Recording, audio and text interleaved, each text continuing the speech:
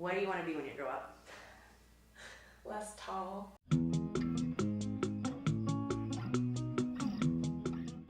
Well, I want to work in TV.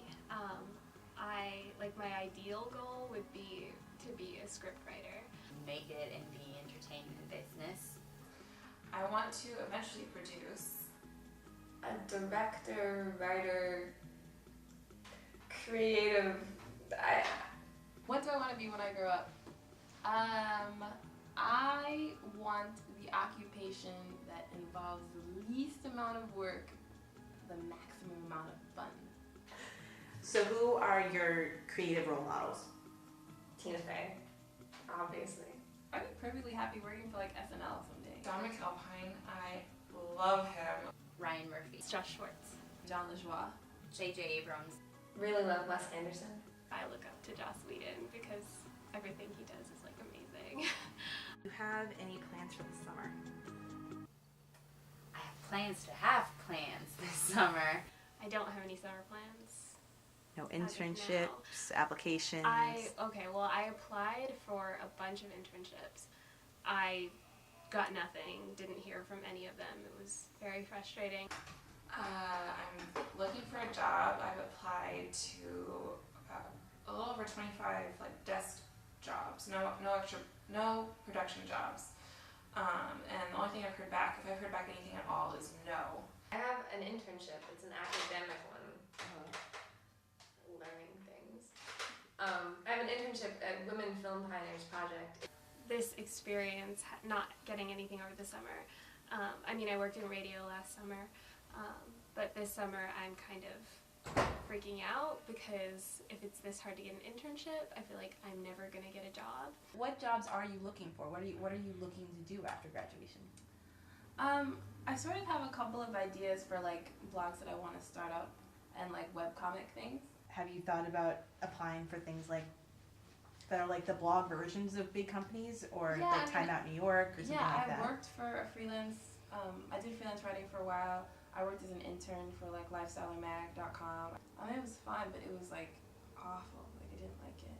So I think I don't know. I guess you bring up some sort of valid points in looking at creative aspects of these blogs. I'm going for it. I guess because I'm so sort of caught up on the idea of having something that's my own. I think it's hard for me to sort of think about going under someone else's wing for a while, which is sort of a necessary component of growing up, right? You need to be the apprentice before you can sort of master the art. But I guess I have a very sort of ingrained fear of losing self, and as sort of as that sounds, that kind of is navigating where I'm picking and choosing to apply for jobs. Do you think this is just you being scared to try? By not applying? Is this therapy or an interview? Yeah, let's talk about this. Where's my tissue box?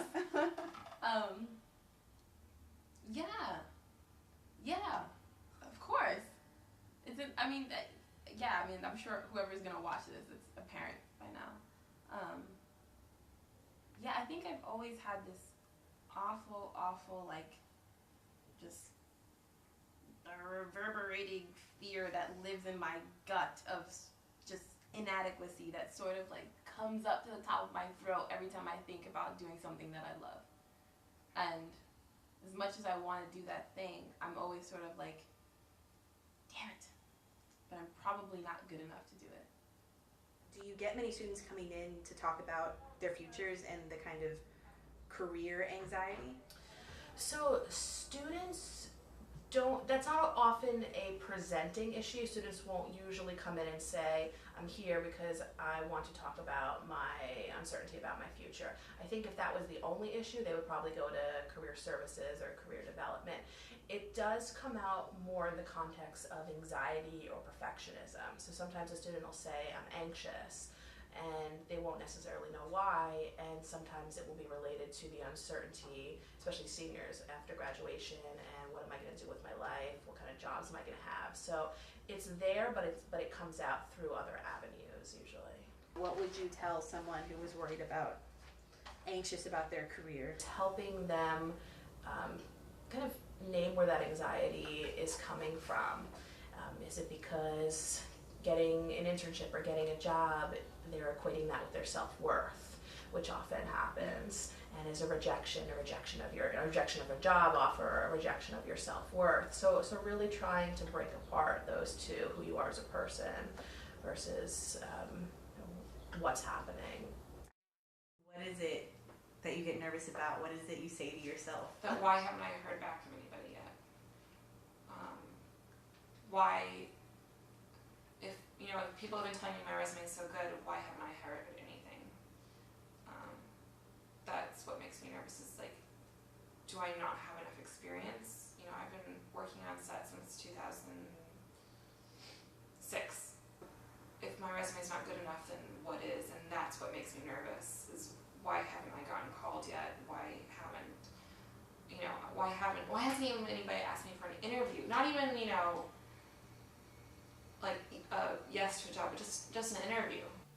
I'm not J.J. Abrams. I'm not Damon Lindelof. I can't think of things, like grandiose things, by myself.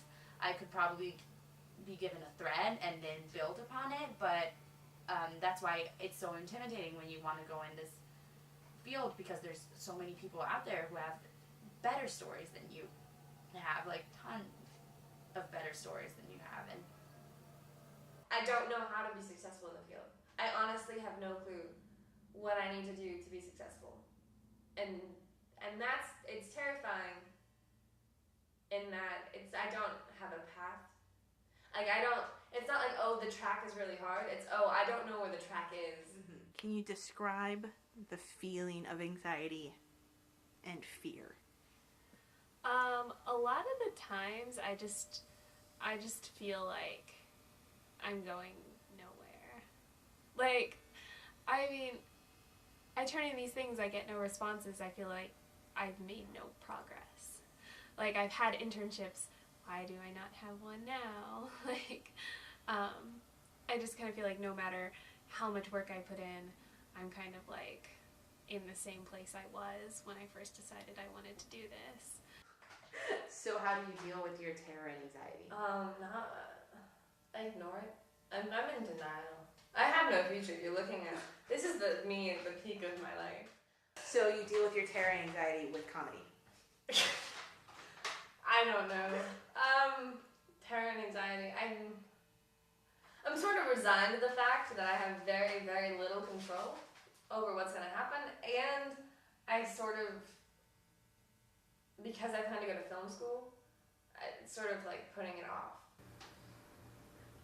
I just have to believe in myself, and I know that I have a good resume, which I know sounds cocky or pretentious, but for somebody graduating from college, like just graduating from college, it's a good film resume. What would you tell someone who was anxious about their career? So seniors, I would say if you can tolerate the uncertainty and the ambivalence, the uncertainty that comes from not knowing where you're going to be, that there can really be strength in that, because you're opening yourself up to so many more possibilities.